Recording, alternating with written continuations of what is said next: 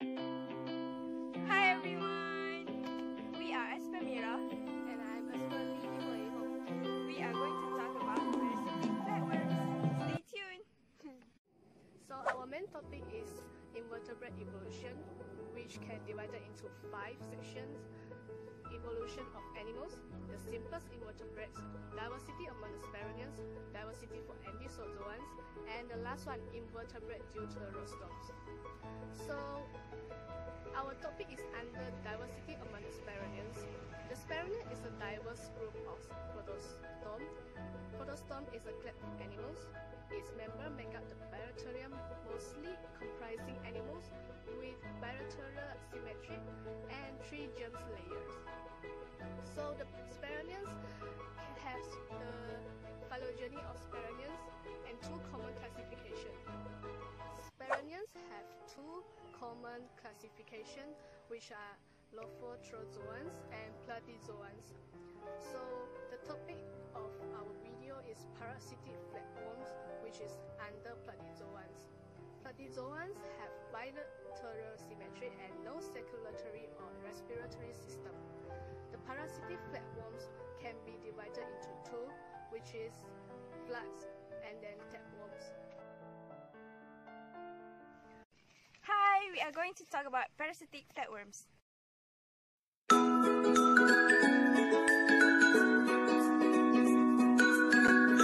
The parasitic flatworms fed on nutrients provided by the host.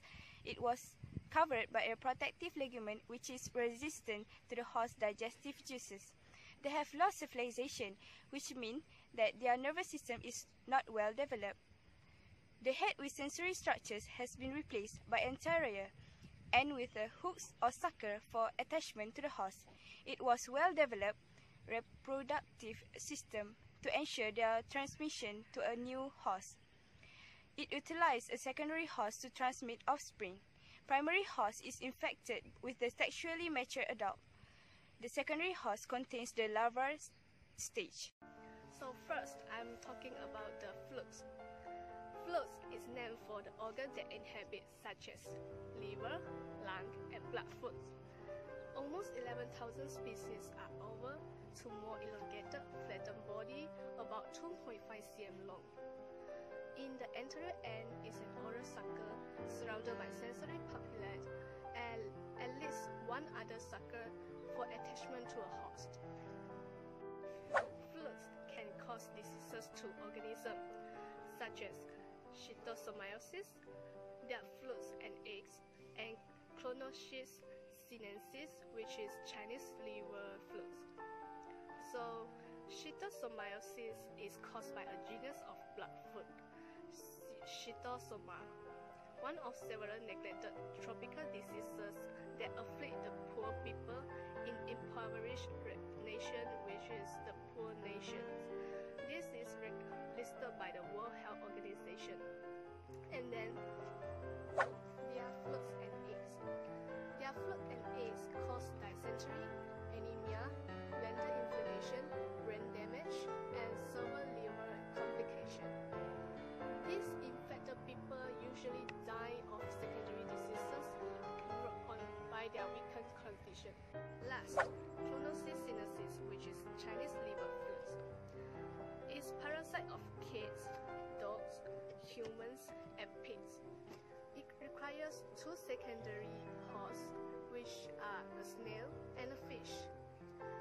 If non-human infected through the fecal route, then humans is infected by eating raw fish. So now let's move the life cycle of Schistosoma. The female flukes deposit their eggs in the small blood vessel close to the lumen of human intestine. By slow migratory process, the eggs pass out with the feces. Eggs hatch into tiny larvae, swim in rice paddle, and anywhere they can enter a snail. After that, the asexual reproduction occurs in the snail. Sporocysts, spore-containing sacs, produce new larva forms that leave the snail. Then, the larvae penetrate the skin of human, mature in the liver, implant themselves in the blood vessel of the small intestine.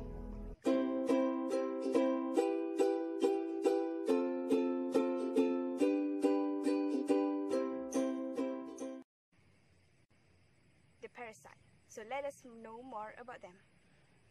They have highly modified head region called scolex. It contains hook for attachment to the intestinal wall and suckers for feeding. Let's unblur it.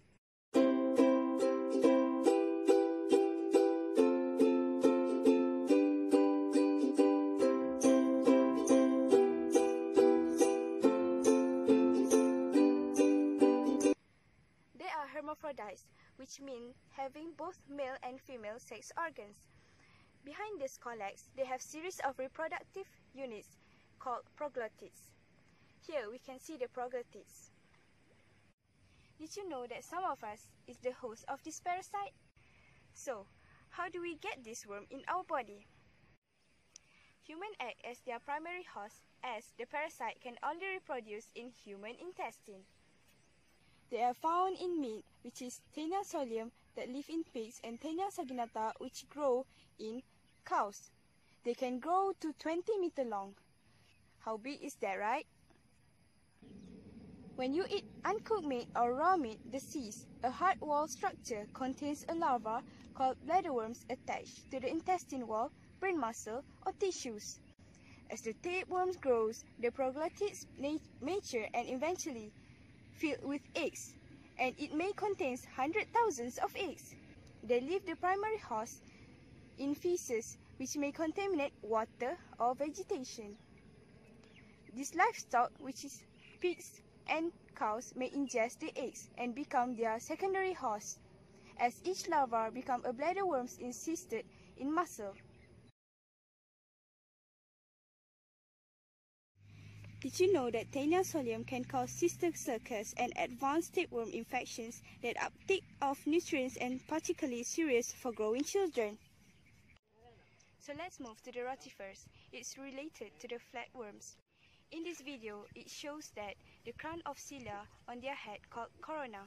The corona looks like a spinning wheels serve as an organ of locomotion and directs food into their mouth.